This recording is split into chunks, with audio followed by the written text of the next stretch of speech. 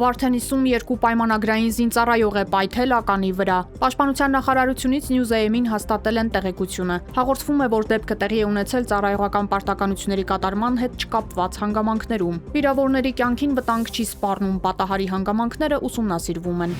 Մայրաթոր Սուրբ Էջմիածնում Գերագույն հոգևոր խորհրդի ժողով է գումարվել։ Տերասողի Քահանա Կարապետյանը հաստատել է տեղեկությունը։ Մայրաթորի տարածքում ոստիկաններ կան, այդ թվում սև բերետավորներ։ Նախորդին Նիկոլ Փաշինյանը հանդիպել է մի քանի եպիսկոպոսների հետ։ Մինչ այդ մի շարք բարձր դասի հոգևորականների ստորագրությամբ դիմում շրջանառվեց, որով նրանք դիմել էին ամենայն հայոց կաթողիկոսին, կոչ անելով Մայրաթորից հեռացնել Արշակ arczepiskopos Խաչատրյանին, սակայն կաթողիկոսը մերժել է պահանջը։ Այսօր լուր տարածվեց, որ այս հոգևորականները Մայրաթոր են գնացել։ Մայրաթորում կարծում են, որ հայտարարություններն արվել են կոմպրոմատի, շանտաժի, ճնշման տակ, իսկ առանց Գարեգին երկրորդի գիտության Փաշինյանի հետ հանդիպման գնալը ապօրինություն են որակում։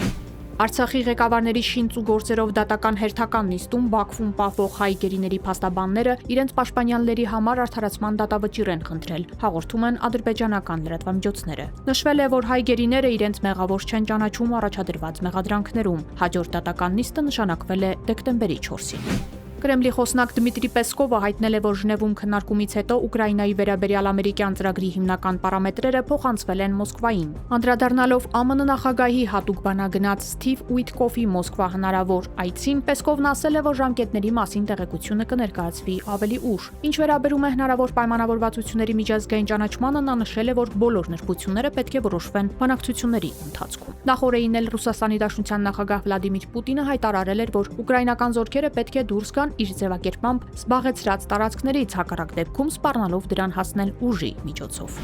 Ուկրաինայի նախագահի աշխատակազմի ղեկավար Անդրեյ Երմակի տանը խուզարկություն է իրականացվում։ Գործողությունն իրականացնում են երկրի ազգային հակակոռուպցիոն բյուրոյի եւ հատուկ հակակոռուպցիոն դատախազության աշխատակիցները։ Երմակը հաստատել է տեղեկությունը, հավելելով, որ քննիչները որևէ խոչընդոտի չեն հանդիպում։ Նրանց տրվել է բնակարան մուտք գործելու լիարժեք հնարավորություն։ Ուկրաինայում կոռուպցիոն սկանդալ է բռնկվել։ Գործարար նախագահ Վլադիմիր Զելենսկիի ընկեր Տիմուր Մինդիչին կասկածում են հանցավոր կազմակերպություն ստեղծելու, հանցավոր ճանապարհով ստացված միջոցները լվանալու եւ պաշտպանության նախկին նախարար Ռուստեմ Ումերովի վրա անօրինական աստեցություն ունենալու մեջ։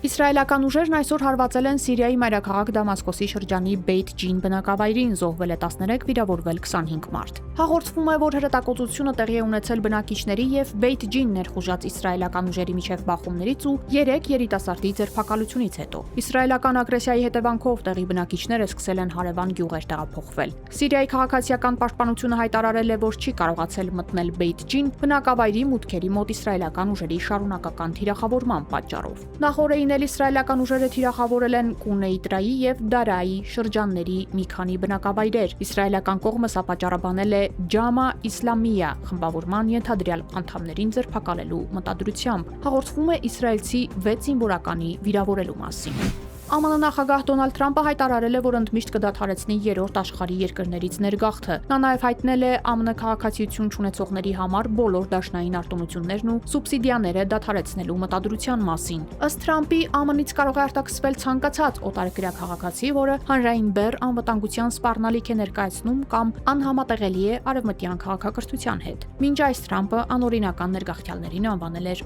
ԱՄՆ-ի գլխավոր սպառնալիք։